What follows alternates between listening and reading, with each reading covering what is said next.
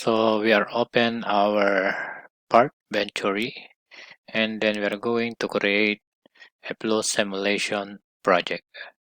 So we go to the main menu, expand, okay, and then we have tools. We go flow simulation, then project, and then click wizard.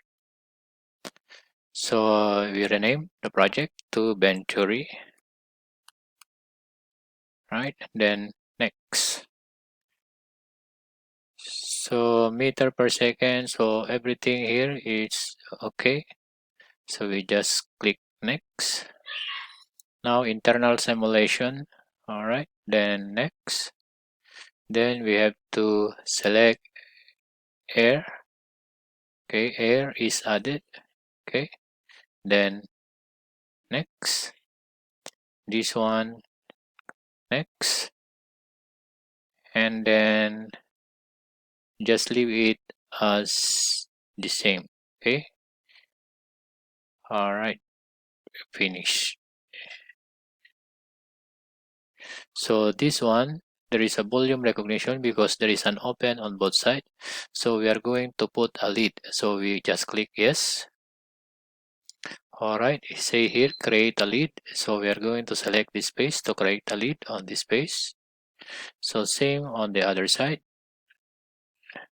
Okay, so we created lead so that we can have our so we just put yes. Okay, so now it's closed. Now we are going to select boundary condition.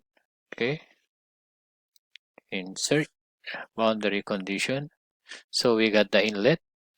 We are going to put the inlet on this side. So we have to select the inside of the lid. So you have to right click and select other. Once you select other, you select the base. All right. So this will be our inlet. So what should be the inlet mass flow or velocity? So we can use both.